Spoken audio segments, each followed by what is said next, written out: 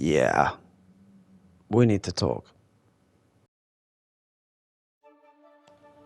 It's Friday, May the 6th, 2022, and this game still has the same problems that it had 2 months ago, and nothing has been done to fix or improve them. The multiplayer is still very broken, it's laggy, it's full of disconnects, it's full of everything you can imagine that won't actually work properly. So let's dive a little bit deeper into this, and let's actually find out the real reason why multiplayer is broken and this game is in big trouble.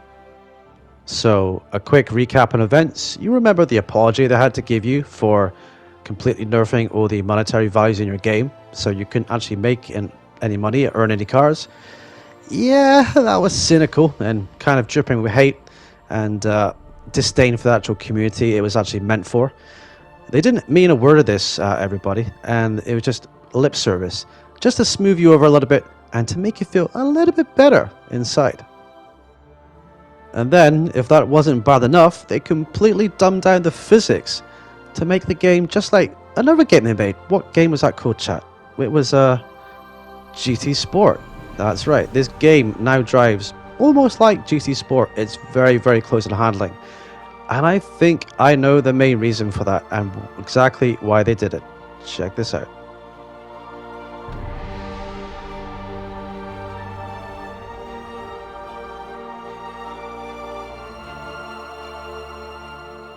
And guess what? It still doesn't work, and I'm going to show you why.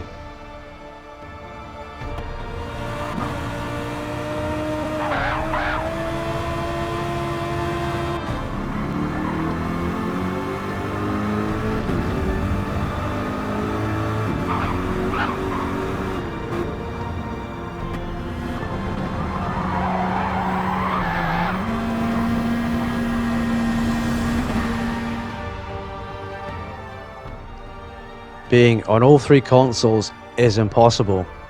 So hear me out on this one, chat. Before you start getting offended, before you have a PS4 and you think you've got a great game or a PS4 Pro, this was a PS5 game. It was always meant to be on PlayStation 5.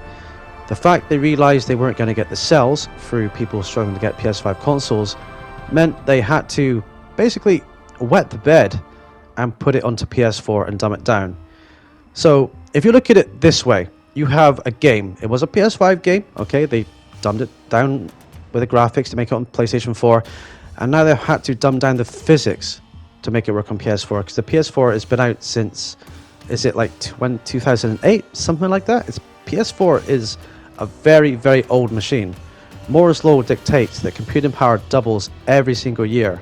So if you look at it that way, how far behind now is the PlayStation 4 than the PS5 and all the other latest gen consoles as well? So they brought this game to us. It had a brand new and a very different and a more realistic handling model. They then have to dumb that down. They then bring in changes to nerf the credits so you can't earn enough money. They then bring back some credits in different races so you can earn money again. But really and truly, there's no career in this game. Single player, there's nothing to it. You still have to grind races over and over again. And I guess with each patch, they'll add more grind races in different ways, so different ways you can grind so you don't get bored, and you keep engaged. The whole problem with Gran Turismo 7 is it's a live service, but it was never meant to be on PS4. And the reason why we have all these bugs, connection issues and everything is they don't know how to fix it. Quite simply, in my opinion, going from the PlayStation 5 to the PlayStation 4 to the PlayStation 4 Pro, getting all that to work in a lobby setting, they still don't know how to fix it. They would have fixed this maybe a week or two into the game if they actually had an idea. So the idea they had was to dumb the physics down, make it easier on the PS4 console so it wasn't so taxing on the CPU and the GPU, and just get it kind of to sink in and make it a little bit more user-friendly for the old console. But this is what we kind of knew. We kind of knew this would be the problem. When it was announced as a PS5 game, I tried really hard to get a PS5. I saved money for it. I took a little bit of a hit in finances for it too, but I managed to get one, and that was great. That really was great. But then the girlfriend wanted one, so I got her one as well. Okay, we got one from Argos, we got one from Amazon, and then I have an 8-year-old kid here, my 8-year-old son. So he wanted one, so we got him one as well, and it wasn't hard to do. And these are brand new units, not scalper units. They were quite easy to get. So I think a lot of the PS5 scarcity issue is kind of, how would you put this? Sony have kind of made it bigger than it is. You can't get a PlayStation 5. You can't really get it from a store. You can't walk into a store and say, you know, hey, I want a PlayStation 5. But you can't get them. If you know when they're going to drop, you check the Twitter alerts, you check the blog posts and stuff like that. You can get one on the day they're released. I have 3 of them. It's, you know, it wasn't that hard to do. We tried 4 times to get 3 consoles. Only 1 time we were unsuccessful. So getting a PlayStation 5 in the UK at least, it may be different in your part of the world, but getting one here hasn't been a problem. But Sony wanted those PlayStation 4 cells. There are still more PS4 consoles than there are PlayStation 5 consoles. And they were thinking the big bucks. They were thinking, okay, we're not going to have that many PlayStation 5 players, so let's get on the PS4. So they must have had a few meetings about this with Sony and the board meetings or whatever. And they've decided, hey, yeah, we'll get on the PlayStation 4. All we've got to do is dumb down the graphics a little bit. And then they did that. And then the game launches and all the cars are still lagging about like crazy in the lobbies.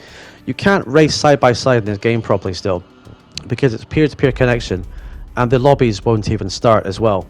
And let me show you that right now. Right, 15 to 16, boys. Will it work? No, it doesn't work the first time today. Look, let's see.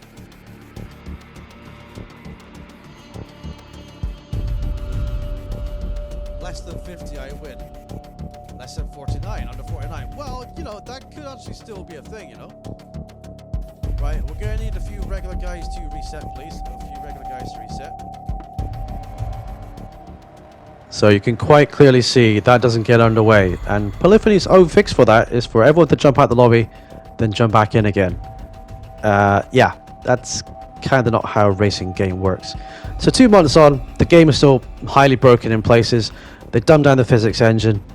I don't think they have any idea how to make it work properly on all 3 consoles. I think if they smooth it out in the future with different patches, I think it's still going to be buggy and broken in many, many places, everybody.